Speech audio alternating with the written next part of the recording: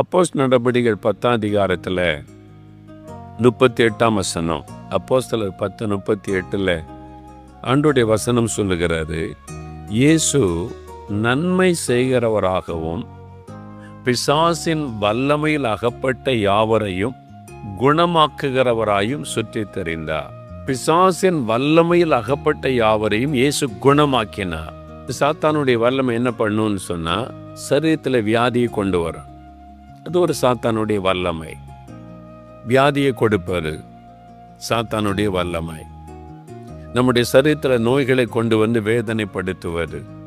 வேத புஸ்தகத்தில் லூக்கா 13ஆம் அதிகாரம் 10 முதல் 13 வசனம் வாசித்தீங்கன்னா, அங்கே ஒரு ஜெபாலயத்தில் இயேசு பிரசங்கம் பண்ணுகிறார்.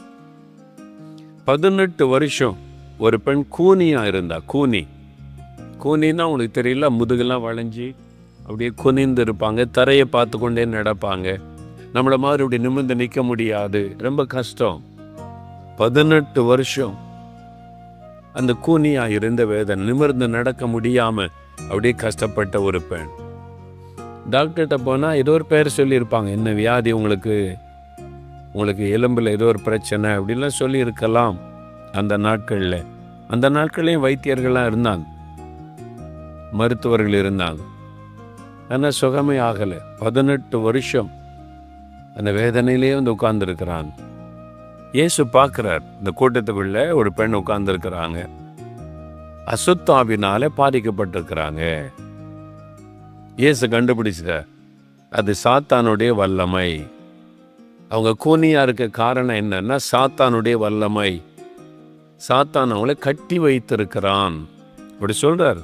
இயேசுவே சொல்ற 16ஆம் வசனத்தில், சாத்தான் அவளை கட்டி வைத்திருந்தானே, அதில் விடுதலை கொடுக்கணும் இல்லையா, அதுக்கு தானே நான் வந்திருக்கிறேன்னு சொல்ற. அப்போ சாத்தான் அவருடைய சரீரத்தை நோயினாலே கட்டி விட்டான். நிமிர முடியாம அப்படி நோயினாலே கட்டி வைத்து விட்டான். அந்த பிசாசின் வல்லமிலிருந்து விடுதலையாக்க இயேசு வந்தார், விடுதலை கொடுத்துட்டார். 18 வருஷ வியாதி, ஒரே ஒரு வார்த்தை, நீ வாமா, நீ கூப்பிட்டார், தன் கையை வைத்தார், நீ சுகமானாயினா, விடுதலை பெற்றாய். உடனே விடுதலை, இம்மீடியட் டெலிவரன்ஸ். இன்னைக்கு உங்களுக்கு செய்ய போகிறார். அதுக்குதான் இயேசுங்க வந்திருக்கிறார். நீங்க விசுவாசிங்க. 2000 ஆண்டுகளுக்கு முன்பாய் செய்த இயேசு இன்றைக்கும் உயிரோடு இருக்கிறார். உங்களையும் அவர் நேசிக்கிறார். அந்த வியாதி கட்டு அறுக்கப்பட்ட உடனே நிமிர்ந்து தேவனை மகிமைப்படுத்துறான். எவ்வளவு சந்தோஷம் பாருங்க. அதே மாதிரி உங்களுடைய சரீரத்தில் எலும்புகளை சாத்தான் தாக்கி இருக்கலாம், உங்களுடைய நரம்பு மண்டலத்தை தாக்கி இருக்கலாம், உங்களுடைய சரீரத்தில் கேன்சர் அப்படின்ற ஒரு வியாதியை கொண்டு வந்திருக்கலாம், ஆஸ்தமான்ற ஒரு நோயை கொண்டு வந்திருக்கலாம். சரீரெல்லாம் வலிங்க, கை காலெல்லாம் வலிக்குதுங்க, அப்படியே அசதியா இருக்குது. டாக்டர்ஸ் எல்லாம் ஒன்றும் இல்லைன்னு சொல்றாங்க. அது ஒரு பலவீனப்படுத்தும் ஆவி. உன்னுடைய சரீரத்தை பலவீனப்படுத்தி கொண்டே இருக்கிறது. நோயே இருக்காது, ஆனா நோய் வந்த மாதிரி ஒரு உணர்வை கொடுத்துக்கிட்டே இருப்பான் பிசாசு. டாக்டர்கிட்ட போனால் எல்லாம் நல்லதனமா இருக்குது, நீங்க நல்லதனையா இருக்கிறீங்க, உங்களுக்கு ஒண்ணுமே இல்லைன்னு சொல்லுவாங்க. ஆனா சரீரத்துல பாதிப்பு இருக்கும். அது பிசாசு, பலவீனப்படுத்துகிற ஆவி. உன்னுடைய சரீரத்தை பலவீனப்படுத்தி அது அடிமைப்படுத்தி வைத்திருக்கிறது. உங்களுக்கு ஒரு விடுதலை தேவை. அதுக்கு தான் இயேசுங்க அழைத்து கொண்டு வந்திருக்கிறார். பரிசுத்த மத்தேயு 9ஆம் அதிகாரம் 32-33 வசனம் பாருங்களேன். அவர்கள் புறப்பட்டு போகையில் பிசாசு பிடித்த ஊமையான ஒரு மனுஷனை அவரிடத்தில் கொண்டு வந்தார்கள். பிசாசு துரத்தப்பட்ட பின்பு ஊமையன் பேசினான். ஊமையான ஒரு மனுஷனை இயேசுகிட்ட கொண்டு வர்றாங்க. அவனால பேச முடியாது, ஊமை. அவன் இயேசுகிட்ட சை காமிச்சிருப்பான், பேச முடியல அப்படின்னு. உடனே இயேசு நாக்கு காட்டு, உள்நாக்கு காட்டு, நாக்கில் ஏதாவது பிரச்சனையா? இயேசு அதெல்லாம் செக் பண்ணல. இயேசு அப்படியே பார்க்குறாரு. அவனை பார்த்த உடனே தெரிஞ்சுது, இது வேற ஆள் உள்ள உட்கார்ந்துருக்கிறான், பிசாசு. இவனை பேச முடியாதபடி அவனுடைய நாவை கட்டி வைத்திருக்கிற ஒரு பிசாசின் ஆவி. சாத்தானுடைய வல்லமை அவனை பேச விடாதபடி கட்டி வைத்திருக்கிறது. இயேசு அதை அறிந்து கொண்டார். உடனே சொல்றார், பிசாசே அவனை விட்டு வெளியேறிப்போ. உன்னை கடிந்து கொள்ளுகிறேன், வெளியேறிப்போ. இயேசு சொன்ன உடனே பிசாசு போய்விட்டார். பிசாசு போன உடனே ஊமையன் பேசினார். அல்லேலூயா. கேட்டீங்களா? இவ்வளோ அந்த பிசாசு தான் அவருடைய நாவை கட்டி வைத்திருந்தார். இப்போ டாக்டர்கிட்ட போனால் ஏதாவது தெரியுமா? இல்லை, நாக்கு நல்லா தான் இருக்குது, குட்டி நாக்கு நல்லா தான் இருக்குது, இவருக்கு ஒரு பிரச்சனை இல்லை, ஏன் பேச மாட்டேங்குது, அதான் தெரியல அப்படி சொல்லுவாங்க. சில டைம் டாக்டர் சொல்லுவாங்க, எல்லாம் நல்லா தான் இருக்குது, பாருங்கள் ரிப்போர்ட் பாருங்கள், எல்லாம் கரெக்டாக இருக்குது, பிறகு ஏன் எனக்கு இந்த வலி இருக்குது, வேதனை இருக்குது, நோய் இருக்குதுன்னா அதான் எங்களுக்கும் தெரியல. பிசாசு, சாத்தான் உங்களை கட்டி வச்சிருக்கிறான். இன்னைக்கு விடுதலை உங்களுக்கு. அல்லேலூயா. எல்லா பலவீனத்தை கட்டில் இந்த விடுதலை. அதுக்குதான் இயேசு உங்களுக்கு வந்திருக்கிறார், உங்களுக்கு விடுதலை கொடுக்க. அல்லேலூயா. எல்லா நோயின் கட்டல் இந்த விடுதலை, எல்லா பலவீனத்தின் கட்டல் இந்த விடுதலை இன்றைக்கு இயேசு உங்களுக்கு தரப்போகிறார். இன்னொரு வசனம் வாசிங்களேன். மத்தேயு 12:22. மத்தேயு 12:22. அப்பொழுது பிசாசு பிடித்த குருடும் ஊமையுமான ஒருவன் அவரிடத்தில் கொண்டு வரப்பட்டான். குருடும் ஊமையுமானவன் பேசவும் காணவும் தக்கதாக அவனை சொஸ்தமாக்கினார். ஒரு மனுஷனை இயேசுகிட்ட கூட்டு வர்றாங்க. இங்க இன்னொரு மனுஷன், அவனுக்கு கண்ணும் தெரியாது, பேசவும் முடியாது, குருடும் ஊமையுமான மனிதன். யோசித்து பாருங்களேன், 2 கண்ணுமே தெரியாது, தடவிட்டே இருப்பான். அவனை கூட்டு வர்றாங்க. ஊமையன், பேசவும் முடியாது. அவனால இயேசுவே எனக்கு சுகன், பரிதமை மாதிரி கூப்பிடக்கூட முடியாது. அவனால பரிதமைக்கு கண்ணு தான் தெரியல, இவனுக்கு வாயும் பேச முடியாது. அப்போ இயேசுவை நோக்கி கூப்பிடக்கூட முடியாது. சிலர் அவனை கூட்டிகிட்டு வர்றாங்க, இறக்கப்பட்டு வாப்பா இயேசுவனை சுகமாக்கிடுவார். சிலர் உங்களை கூட்டிகிட்டு வந்திருக்கிறாங்க, அந்த மாதிரி நீ வா இயேசுகிட்ட வா, அவனை சுகமாக்கிடுவார் அப்படின்னு. நீங்கள் யாரோ கூப்பிட்டதுனால வந்திருக்கிறீங்களா? உங்களுக்கு இயேசு அற்புதம் செய்ய போகிறா. ஒரு குருடான மனுஷன், ஊமையன், கண்ணுன்னு தெரியல, வாயும் பேச முடியல, இயேசுகிட்ட கூட்டிகிட்டு வரான். என்னங்க ஆச்சுன்னு கேட்டால், என்னன்னு தெரிலங்க, அவனால் கண்ணு தெரில, டாக்டர்லாம் கொண்டு போனோம், எல்லாம் செக் பண்ணாங்க, ஒன்றுமே இல்லைன்றாங்க, பேசவும் முடியலங்க பல வருஷமா. இயேசு பார்க்கிறார். இது ஒரு பிசாசு, ஒரு பொல்லாத ஆவி அவனை கட்டி வைத்திருக்கிறது. கண்கள் தெரியாதபடி கண்களை கட்டி வைத்திருக்கிறாரு. அவன் பேச விடாதபடி நாவை கட்டி வைத்து இயேசு அந்த பிசாசை கடிந்து கொள்கிறார். போ, வெளியேறிப்போ, இந்த மகன் மேல அவனுக்கு அதிகாரம் கிடையாது. இயேசு அதட்டுகிறார், அந்த ஆவி போகிறார். அந்த ஆவி போன உடனே கண் தெரிஞ்சிட்டு இப்ப பார்க்குறான், கண்ணு நல்ல பார்வை தெரிந்து விட்டார். அல்லேலூயா.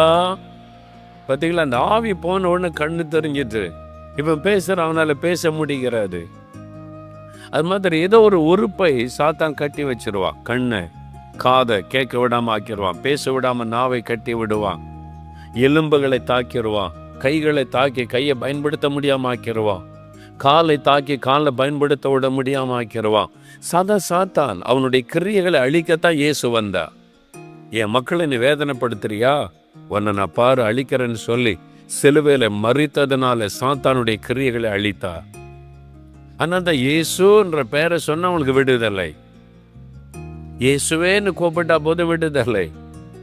அந்த பெயருக்கு தான் பிசாசு பயப்படுவான். இயேசுன்ற பெயருக்கு தான் பிசாசு பயப்படுவான். அல்லேலூயா. இயேசுன்ற பெயருக்கு பயப்படுவான். இப்ப ஆண்டவர் அவனுக்கு விடுதலை கொடுத்துட்டார், நம்ம பார்க்கிறோம். அப்ப சரீரத்துல நோய், வியாதி. எனக்கு ஒரு வாலிப தம்பி தெரியும், காக்கா வலிப்பு வியாதி. எப்போ அந்த வலிப்பு வியாதி வரும் தெரியாது, விழுந்துருவோம், அப்படியே வாயிலிருந்து நுரை தள்ளிடும். எவ்வளோ கஷ்டம் அந்த பெற்றோருக்கு. அவனை ஸ்கூலுக்கு அனுப்ப பயம், வெளியில் அனுப்புறதுக்கு பயம், எப்போ எந்த நேரம் அந்த வலிப்பு வரும்னு தெரியாது. என்னென்னோ டாக்டர்கிட்ட போய் என்னென்னோ மருந்தெல்லாம் சாப்பிட்டு ஒன்றும் சுகமாகலை. ஒரு நாள் ஜெபம் பண்ண வந்த போது அந்த ஊழியக்காரர் ஜெபித்த போது, இயேசுவின் நாமத்தை சொன்ன போது அவனுக்குள்ள இந்த அசுத்தாவின் நடுங்க ஆரம்பித்து, அந்த பிசாசு நடுங்க ஆரம்பித்து, இயேசுடைய பெயரை சொன்ன உடனே பிசாசு நடுங்க ஆரம்பித்து, அவனை விட்டு போ, இந்த வியாதியை கொண்டு வந்து அவனை வேதனைப்படுத்துற, நீ இயேசுவின் நாமத்தால வெளியேறி போ. அவ்வளவுதான், போய்விட்டார். அது போன உடனே பாருங்க, அப்புறம் வலிப்பு வியாதியே வந்ததில்லை அவனுக்கு. அல்லேலூயா. நல்ல 100க்கு 100 சுகம். அவங்க அப்பா அம்மாவுக்கு எப்படி இருந்திருக்கும்? ஓ இப்போ என் பிள்ளை நல்லா இருக்கிறான். இந்த மாதிரி தான் சாத்தான் நம்மை தாக்குவது. ஒரு நோயை கொண்டு வந்து தாக்கும், நமக்கே தெரியாது. நம்ம டாக்டரே பார்த்துக்கிட்டோம், ஒரு டாக்டர் மாற்றி அடுத்த டாக்டர் அடுத்த டாக்டர் அடுத்த டாக்டர் பணம் செலவு பண்ணிக்கிட்டே இருப்போம். ஆனால் ஒன்றுமே பண்ண முடியலம்பாங்க. அது பிசாசு. இயேசு இலவசமாக விடுதலை கொடுத்துருவார். அல்லேலூயா. இந்த பிசாசு ரொம்ப பவர் கூடினது, அதனால் எனக்கு இவ்வளோ காணிக்கை தந்தால் தான் விடுதலை தருவேன் அப்படிலாம் இயேசு சொல்ல மாட்டார். இயேசு யார்கிட்டையும் காணிக்கை வாங்கி சுகம் கொடுத்ததே கிடையாது. அல்லேலூயா சொல்லுங்க. நான் உன்னை சுகமாக்குனா எவ்வளோ காணிக்கை தருவேன் அப்படி கேட்டதும் கிடையாது. நான் உன்னை சுகமாக்குனா இவ்வளோ தச்சனை வச்சுட்டு போகணும் அப்படி சொன்னதே கிடையாது. இயேசு இலவசமாக தான் எல்லாருக்கும் சுகம் கொடுத்தா, இலவசமாகத்தான் எல்லாருக்கும் விடுதலை கொடுத்தா. உங்களுக்கு இலவசமாகத்தான் ஆண்டவர் கொடுக்க போகிறா. என்னால் அவர் நம்முடைய தகப்பன். ஒரு தகப்பன் பிள்ளையை சுகமாக்குற காசு வாங்குவானா? ஒரு டாக்டர் அவங்க வீட்டில் இருக்கிற மகனுக்கு சுகம் இல்லை, கொண்டு வந்து ஆஸ்பத்திரி சேர்க்குறாங்க. 4 நாள் ஆச்சு, 10 நாள் ஆச்சு, சரி சுகமாகியாச்சு. தன்னுடைய மகன் டிஸ்சார்ஜ் ஆகும்போது பில்லு போட்டு இவ்வளோ பணத்தை கட்டிட்டு போன்னு சொல்லுவாரா? சொன்ன அவன் தகப்பனே கிடையாது,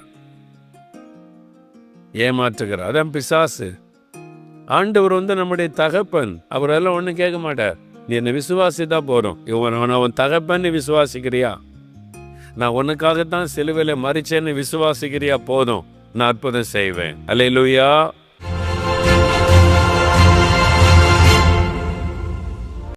பிரியமானவர்களே, இயேசு உங்களோடு தெளிவாக பேசியிருக்கிறார்ல.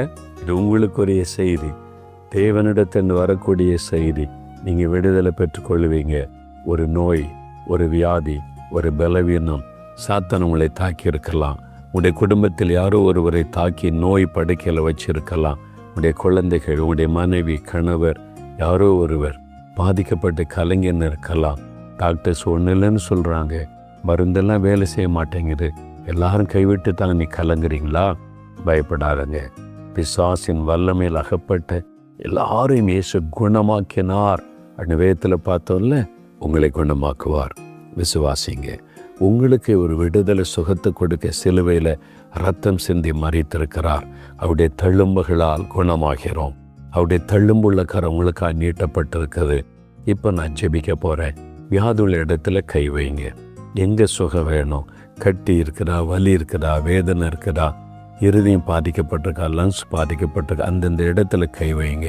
அல்லது இருதயத்தில் கை வைத்து கொள்ளுங்க. வியாதிப்பட்ட குழந்தைகள், வியாதிப்பட்ட யாராவது படுக்கையில் இருந்தால் அவங்க மேலே நீங்கள் கை வைத்து கொள்ளுங்க. உங்கள் விசுவாசத்தை வெளிப்படுத்தும்படி நீங்கள் கை வைத்து கொள்ளுங்க. இப்போ நான் ஜெபிக்க போகிறேன். என் கூட சேர்ந்து நீங்களும் ஜெபிக்கணும். இயேசுவின் தழும்புகளால் சுகமாவீங்க. விசுவாசத்தோடு ஜெபிக்க ஆரம்பிங்க. இயேசுடைய பெயரை சொல்லுங்க. அந்த நாமத்தை சொல்லி கூப்பிடணும். இயேசுவே தொடும், இயேசுவே குணமாக்கும், இயேசுவே விடுதலை தாரும், உங்களுடைய தழும்புகளால் சுகம் உண்டாகட்டும் அப்படி சொல்லணும். ஜெபிக்கலாமா? தகப்பனே, இப்பொழுதும் நசரேயனாகிய இயேசு கிறிஸ்துவின் நாமத்தில் உம்முடைய பிள்ளைகளுடைய சுகத்துக்காக ஜெபிக்கிறேன். இந்த வியாதிகளை கொண்டு வருகிற பொருளாதார ஆவிகளை நான் கடிந்து கொள்கிறேன் இயேசுவின் நாமத்தில். ஆஸ்துமா நோயை கொண்டு வருகிற பிசாசை கடிந்து கொள்கிறேன். கேன்சர் வியாதியை கொண்டு வருகிற சாத்தானை கடிந்து கொள்கிறேன். குருட்டு ஆவிகள், கண்களை தாக்கியிருக்கிற ஆவிகளை இயேசுவின் நாமத்தில் கடிந்து கொள்கிறேன். செவிட்டு ஆவிகள், காதுகளை அடைத்து கொண்டிருக்கிற செவிட்டு ஆவிகளை கடிந்து கொள்கிறேன் இயேசுவின் நாமத்தில். கேன்சர் வியாதியை கொண்டு வருகிற ஆவிகள், நரம்புகளை, எலும்புகளை தாக்கி வேதனைப்படுத்துகிற, பலவீனப்படுத்துகிற ஆவிகளை கடிந்து கொள்கிறேன் இயேசுவின் நாமத்தில். விலகிப்போ இந்த சரீரத்தை விட்டு, விலகிப்போ பொல்லாத ஆவியை இந்த குடும்பத்தை விட்டு. வியாதி படுக்கை மாறட்டும். படுக்கையிலே முடக்கி வைத்திருக்கிற பொல்லாத ஆவிகள் இயேசுவின் நாமத்தில் விலகட்டும். வாத வியாதிகள் விலகட்டும். முடக்கு வாதங்கள் விலகட்டும். திமிர்வாத நோய் விலகட்டும் இயேசுவின் நாமத்தில். நடக்க முடியாத இந்த குழந்தை நடக்கட்டும். சகல வியாதியின் கட்டுகளும் இயேசுவின் நாமத்தில் அறுக்கப்படட்டும். உம்முடைய வல்லமை பாய்ந்து செல்லட்டும். ஒவ்வொருவர் மீதும் இறங்கட்டும். ஒவ்வொரு வீடுகளுக்குள்ள சுகமளிக்கிற வல்லமை இறங்கட்டும். விடுதலை இயேசுவின் நாமத்தில் உண்டாகட்டும். சுகம் இயேசுவின் நாமத்தில் உண்டாகட்டும். இயேசுவின் நாமத்தில், இயேசுவின் நாமத்தில் சுகம், இயேசுவின் நாமத்தில் விடுதலை, இயேசுவின் நாமத்தில் அற்புதங்கள் ஒவ்வொருவருக்கும் நடக்கட்டும். நீ தொட்டதற்காய் ஸ்தோத்திரம், சுகம் கொடுத்ததற்காய் ஸ்தோத்திரம். அப்படியே வாய்தரன் இயேசுவே ஸ்தோத்திரம்னு சொல்லுங்க. நல்ல சொல்லுங்க, இயேசுவே ஸ்தோத்திரம். என்னை தொட்டதற்காய் ஸ்தோத்திரம், விடுதலை தந்ததற்காய் ஸ்தோத்திரம், சுகம் கொடுத்ததற்காய் ஸ்தோத்திரம். இயேசுவின் நாமத்தில் சுகத்தை பெற்றுக்கொள்கிறோம், இயேசுவின் நாமத்தில் விடுதலை பெற்றுக்கொள்கிறோம். இயேசுவே உமக்கு ஸ்தோத்திரம். நீர் கொடுத்த விடுதலைக்காக நன்றி. இன்று முதல் நல்ல சுகத்தையும் ஆரோக்கியத்தையும் ஆசீர்வாதத்தையும் உடைய பிள்ளைகள் அனுபவிக்கட்டும். இயேசு கிறிஸ்துவின் நாமத்தில் ஜெபிக்கிறோம் பிதாவே. ஆமேன், ஆமேன்.